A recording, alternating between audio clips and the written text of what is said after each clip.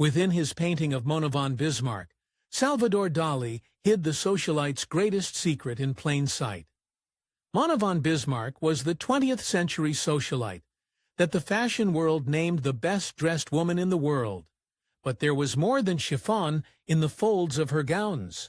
She lived a lavish life of haute couture gowns, imperial Roman villas, and jewels as big as rocks. It was also full of scandalous divorces, personal betrayals, inexplicable tragedies, and secrets so dark that they followed her to the grave. Later on, she got a taste of her own medicine. Mona Travis Strader was born in 1897 in Louisville, Kentucky, to Robert Sim Strader and his wife, Brood O'Shackney. No matter how far she went in life, she never truly forgot her native Kentucky roots. Her father was a little more than a humble horse breeder and trainer at Churchill Downs, but it put her in the right circles. No one knows much about Mona's earlier years before she started gracing the society pages and head to couture. We do know that her parents got divorced when she was just 5 years old, and that her grandparents raised her in Lexington, Kentucky. She clearly wanted a far more glamorous life than what her grandparents could provide. Mona knew one easy way to lift herself up out of poverty. In 1917, she was just 20 years old. She married into money for the first, but not the last time. She likely met her first husband, Henry J. Schlesinger, through her father, who was working as a horse trainer at a Fairland farm, which Schlesinger owned. All Mona cared about was the money. Mona's first marriage to the iron and coal-based fuel businessman Schlesinger was full of scandal and mystery. Much of their romance took place in the days before the tabloids became obsessed with the charming socialite and her tasteful sense of style. The little information we have, however, doesn't paint Mona in the most flattering of lights. At some point in her marriage to Schlesinger, Mona became pregnant with a baby boy, and so Robert Henry Schlesinger was born. Given that he would go on to marry into the attractive Baker family, he probably even had Mona startling good looks, grace, and chic sense of style. But he wasn't exactly the kind of fashion accessory that Mona cared for. By 1920, Mona's marriage to Schlesinger was beginning to fall apart. Once again, the details of their marriage and ultimate divorce managed to escape the society pages. However, there was one curious detail that leaked out. It was about the custody of their child, poor little Robert Henry. It didn't seem like anyone wanted him. One version of the divorce implies that while Mona was happy to be rid of her husband, she was reluctant to give up her son. According to this interpretation of events, all Schlesinger had to do to break Mona's maternal instincts was dangle a shopping spree enticing $500,000 check in front of her face. The other version of the story is even less flattering for the Kentucky Countess. Over the course of her life, Mona von Bismarck would have a total of 5 marriages, but just one son to show for it all. In light of that little fact, it's entirely possible that Mona didn't have a maternal bone in her body at all. In fact, it makes the other version of the story of her divorce from Schlesinger even more likely. While some high society reports claim that Mona dropped her son like a hot potato once Schlesinger waved a check in her face, other reports made an even more disturbing claim. Allegedly, Mona was so eager to end her marriage and get rid of her least favorite accessory, her son, that she was the one who paid Schlesinger $500,000 to take custody. It's unlikely that Mona was that eager to get rid of her only son. A newspaper report confirmed that the court ordered Schlesinger to pay Mona $30,000 in alimony every year. From the sounds of it, she used that cold, hard cash to buy herself an upgraded husband, one with more money and something money couldn't buy. Whether Mona was the one doing the paying or the one getting paid, one thing is clear. She moved on from Henry and their little family almost as quickly as she could pull off an outfit change or spend a fortune in a boutique, and she had a plan. She made sure that her next husband would be the ultimate fashion accessory to have on her arm. After finalizing her divorce from Schlesinger in 1920, at the still tender age of 23, Mona found a new man. By 1921, she had married James Irving Bush, a former varsity football team captain and wealthy banker. It had been said that Bush wasn't as wealthy as Schlesinger, but he had something that Mona valued even more than money. Mona had married Schlesinger for his money, then walked off with a sizable chunk of it. With her own pockets lined with cash, she decided to buy herself a new kind of husband, a gorgeous hunk of arm candy to be exact. According to the society pages of the best newspapers and magazines at the time, Mona's new husband was the handsomest man in America. With her new beau in town, Mona quickly became a high society figure like none other. She settled in Paris, becoming a central figure in the fashion, arts, and cultural circles. However, news reports indicate that she frequently adorned her arm with a Givenchy clutch instead of her husband. In fact, people rarely saw them together. By 1925, Mona began appearing at society events from New York to Paris without her second husband, Bush. Speculation began that the pair were going to split, but both Mona and Bush kept their lips shut tight about it. Nevertheless, it came as no surprise when they finalized their divorce later that year. With 2 divorces before the age of 30, Mona turned her attention away from men and towards her real passion, fashion. Just 1 year after her divorce from Bush, Mona returned to New York and opened up a dress shop with her friend and fellow society figure, Laura Miriam Curtis. But just when Mona thought she had left men behind, one came calling. In 1926, Mona stunned the world with an unexpected announcement. She was yet again engaged to be wed. This time, however, the Kentucky Countess had gotten herself a big shot. Like, really big. Her new husband was Harrison Williams.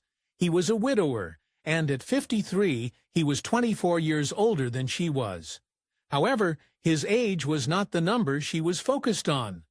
Mona had always had a way of marrying up, and it didn't get much higher than Williams. According to contemporary estimates, Williams, who had made a fortune in utilities, was the wealthiest man in America.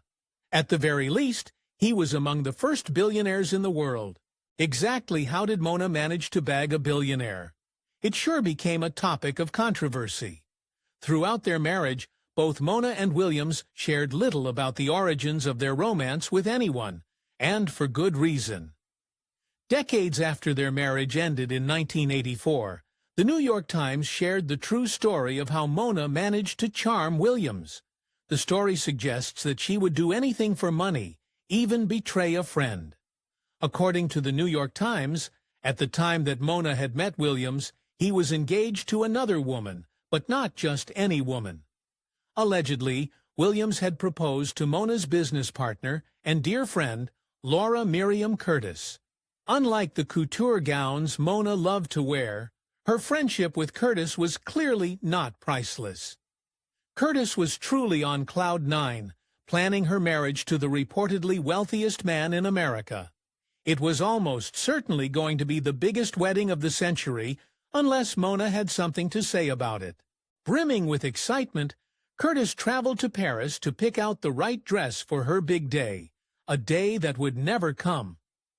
While she traveled to Paris full of naive excitement, Curtis asked Mona to look after her husband-to-be Williams. And that's when Mona, the secretive and calculated social climbing socialite, hatched her plan. Mona did such a fine job of carrying out her assigned task that Williams forgot all about Curtis before she had even picked out a wedding dress. As per usual, Mona moved on quickly. Later that same year, in 1926, she turned Williams into husband number 3. Perhaps in an effort to avoid Curtis in the certain scandal that would follow her backstabbing betrayal, Mona and Williams embarked on a year-long honeymoon. The honeymoon was, in and of itself, scandalous enough. For a whole year, Mona and Williams embarked on a whirlwind, worldwide honeymoon, sailing aboard Williams' mega yacht, Warrior, the largest and most expensive pleasure boat in the world. The two graced every port of interest from New York to Macau. By the time they were ready to settle down, they simply couldn't decide on one place to call home. For someone who lived as luxuriously as Mona, having one Loveless simply wouldn't do. After their eyebrow-raising year-long honeymoon, Mona and Williams purchased several historic properties all over the world to call home. While some of the properties she purchased boasted architectural and artistic significance with each brick, others were more ignominious. The first property that Mona purchased with Williams' money was the historic neo-Georgian Willard D. Straight House in Manhattan. She also splurged on an estate in Long Island and bought Blythe Dunes in Palm Beach. It was the property she purchased overseas, however, that really had everyone shocked, even if a little jealous. Of all of her jewels, dresses, and designer outfits, Mona's price procession was in the end of Roman villa on the island of Capri, Il Fortino. The villa had previously belonged to the Roman emperors Augustus and, controversially, Tiberius, and it had a dark history. Allegedly, Mona's new home had been the site of Tiberius' descent into madness and debauchery. She would spend a fortune erasing the horrible memories from that place. Ever since her first marriage and divorce, Mona had always had money, but not Harrison Williams' kind of money. With one of the largest fortunes in the world at her disposal, Mona indulged her already extravagant tastes. She splurged on designers, decorators, jewelers, and artists of all kinds. She basically became their muse. One of Mona's many good friends was the famed photographer Cecile Beaton. With her silk-like figure and elegant demeanor, Mona quickly became Beaton's favorite subject to photograph. He went so far as to call her one of the few outstanding beauties of the 30s, and said that she represented the epitome of all the taste and luxury it can bring to flower. Beaton was not alone in his breathless praise for the voguish Mona Schlesinger Bush Williams. In 1933, the Kentucky Countess became the first American to receive a particularly flattering honor. Coco Chanel, Edward Molyneux, and more of the world's top couturists named Mona the best-dressed woman in the world. As the years and outfits rolled by, Mona's love for fashion and impeccable wardrobe became a cultural staple. Legendary Broadway composer and songwriter Cole Porter even dedicated a line to Mona in 1936's Riding High.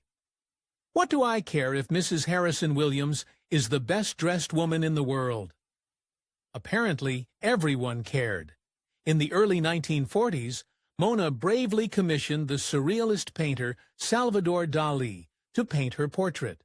Even though Dalí's was, at the time, the most famous and celebrated artist, Mona's decision to have him paint her portrait was perhaps misguided. He had a knack for buying brutal truths in his surrealist paintings, and he wasn't about to spare Mona. The portrait that Dalí produced for Mona was practically satirical, and left her speechless and uncharacteristically miserly. Apparently, the surrealist artist had found it necessary to paint the famously best-dressed woman in the world entirely undressed. Instead of finding Dalí's portrait funny or poignant, Mona found it insulting. While Mona had developed something of a reputation for her habit of marrying men with money, she was still a respectable society figure. When Dalí showed her the portrait that he had painted of her in the birthday suit, her reaction was brutal. She refused to pay him a single dime until he fixed it. Unfortunately, she did not tell him how to fix it. Instead of painting Mona in a resplendent gown, like in one of her myriad photographs, Dalí fixed the portrait by painting the best-dressed woman in the world in rags. In the painting, the tattered clothes hang drearily around her almost too slim figure. In case that wasn't insulting enough, Dalí left a reference to one of Mona's biggest scandals and secrets in the painting. In Dalí's portrait of Mona, her hands are curiously curled up around her chest, as though she was carrying something, but her hands are empty. Art critics have since decoded the curious gesture. They believe that it's a reference to the son that Mona sold in her first divorce in exchange for a hefty payday. Of course, that wasn't even close to the payday she was about to get. Mona had married for money, twice, and for looks, but she had never married for title, until von Bismarck, that is. As it turns out, her fourth husband was a lot more than just a secretary. Eddie von Bismarck was a bona fide German count, and the grandson of the former German Chancellor, Otto von Bismarck. She thought she had found her happily ever after.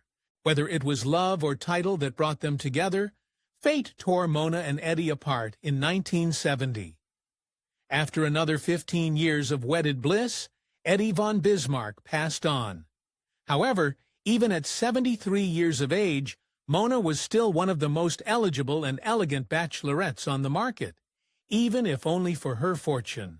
It doesn't seem that Mona ever really mourned the loss of her husbands or the dissolution of her marriages, but to call her heartless would be wildly inaccurate.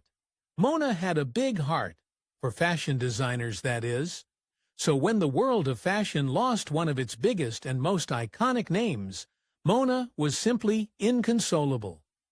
According to the American fashion columnist Diana Reland, Mona only ever really broke down when her favorite atelier shut down its doors. When Cristobal Balenciaga closed his shop in 1968, Mona's reaction was devastating. She allegedly locked herself in her bedroom at her villa in Capri for 3 days. It would take yet another marriage to get her out of her funk. 1 year after losing Eddie, Mona claimed to have at last found her one true love. In 1971, she tied the knot with Count Umberto de Martini, her former fourth husband's physician. He was, of course, not really a count. Mona had purchased the title for him from Italy's King Umberto of Italy. He wasn't at all what he seemed.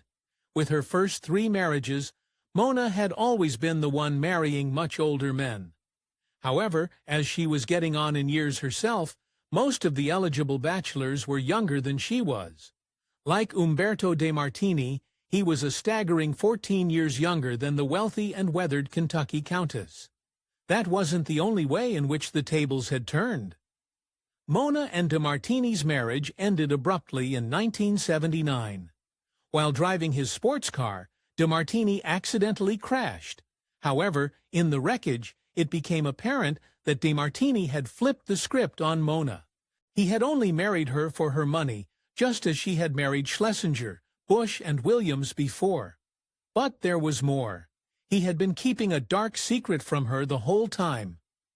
Once she began sorting out de Martini's affairs after his life-ending car accident, Mona learned something shocking. Not only had de Martini been using her for her extensive fortune, but he was in fact already married with kids, no less. He had been siphoning off her hard-earned cash to support his secret family. It was more than she could take. After her experience with her 5th husband and con man, de Martini, Mona retired from the social scene, and she gave up on the idea of marriage. After all, she was filthy rich. She split her remaining years between her apartment in Paris and her villa on the island of Capri, Il Fortino. However, that doesn't mean that she gave up on fashion and luxury. Mona became an avid gardener in her later years.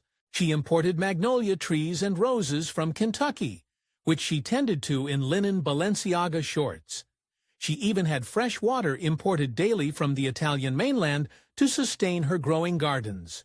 But no matter how wealthy, famous, and sophisticated she became, she never lost touch with her roots. In her final years, Mona paid homage to her home state.